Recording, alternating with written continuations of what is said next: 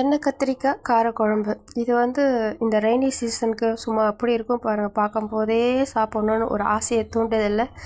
இது செய்கிறதுக்கு தேவையான பொருட்கள் பார்த்திங்கன்னா ரொம்ப கம்மி தாங்க. பெருசாக ஒன்றும் இல்லை, வீட்டில் இருக்கிறத வச்சே செஞ்சுக்கலாம். ஏன்னா கத்திரிக்காய் மட்டும் கொஞ்சம் ஃப்ரெஷ்ஷாகவும் பிஞ்சாகவும் இருந்தால் நல்லாயிருக்கும். இந்த கத்திரிக்காய் பார்க்குறதுக்கு ரொம்ப அருமையாக இருக்கு இல்லையா? இது எங்கள் காய்காரம்மா கிட்ட தாங்க வாங்கினேன். ரொம்ப நாளாக காய்காரம்மா வர்றதில்லை, இப்போ திடீர்னு வர ஆரம்பிச்சிட்டாங்க கொஞ்ச நாளாக. என்னம்மா ஆச்சு ரொம்ப நாளாக காணோம் இப்போ வரீங்க அப்படின்னதும் அவங்க சொன்னாங்க ஒரு கதை.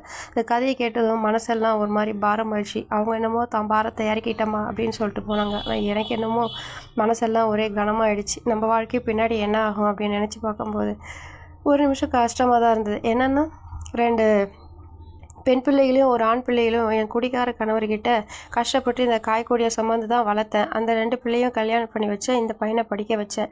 இன்றைக்கி நல்ல வேலையில் நல்லா சம்பாதிக்கிறான். தன்னோட அண்ணன் மகளையே தான் திருமணமும் செஞ்சு வச்சேன். 2 பேரும் அண்ணன் மகன்றதுனால தன்னை பார்த்துப்பா அப்படின்னு நினச்சேன். ஆனால் அவள் என்னை ஒரு பாரமாக தான் நினச்சா.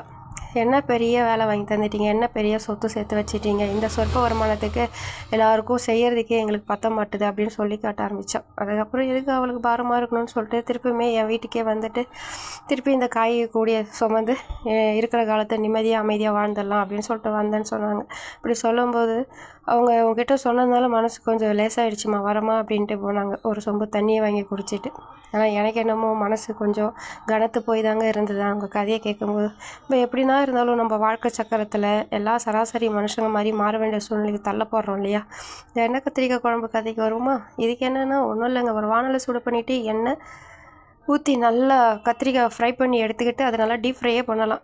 வெங்காயம், தக்காளி, பூண்டு சேர்த்து புளி தண்ணியை சேர்த்து கொதிக்க வச்சு தேவையான அளவு மிளகாத்தூள் உப்பு போட்டிங்கன்னா கத்திரிக்காய் குழம்பு ரெடி ஆகிடும். அதுக்கப்புறம் இன்னொரு சைடில் கறிவேப்பிலையும் துருவின தேங்காயும் நல்லா ஒரு ஃப்ரை பண்ணி பச்சை வாசனை போக அதை நல்லா பவுடரை அரைச்சி சேர்த்துக்கிட்டிங்கன்னா சும்மா ஏன்னு இருக்கும் பாருங்கள். நல்லெண்ணெயில் அந்த வடகம் போட்டு தாளிச்சியம்னு வச்சுக்கோங்களேன்.